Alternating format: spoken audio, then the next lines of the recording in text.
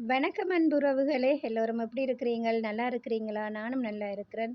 இன்றைக்கு ஒரு சிம்பிளா கடலையும், கத்தரிக்காயும் குழம்பு கறி தான் செய்ய போறேன். எனக்கு தெரிஞ்ச மாதிரி. வாங்க நான் எப்படி செய்றேன்றத பார்ப்போம்.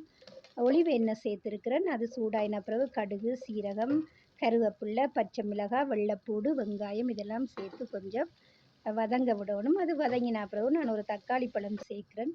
அதையும் கொஞ்சம் நாங்க மிக்ஸ் பண்ணிட்டு, காரத்துக்கு தேவையான மசாலாத்தூள், சீரகத்தூள், மிளகுத்தூள், உப்புத்தூள், காரத்துக்கு மிளகாய்த்தூள் சேர்த்துருக்கிறேன். சேர்த்து நல்லா அந்த எண்ணெயில் மிக்ஸ் பண்ணிவிட்டு நான் தேங்காய் பால் சேர்க்குறேன். தேங்காய் பால் நல்லா கொதித்த பிறகு பொரித்து வச்சிருக்கிற கத்தரிக்காயையும் சேர்க்குறேன். சேர்த்துட்டு அதோட அவித்த கடலை அதையும் சேர்த்து நல்லா மிக்ஸ் பண்ணிவிட்டு கொஞ்சம் மூடி விடுவோம். நல்லா கொதித்து கறி வத்தட்டும்.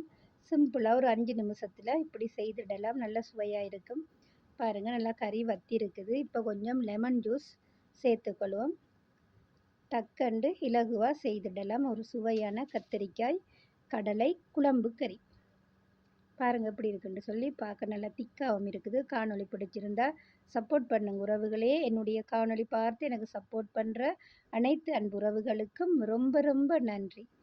இதுதான் எங்களுடைய மதிய உணவு. மீண்டும் இன்னொரு காணொளியோடு உங்கள் பானு. நன்றி உறவுகளே.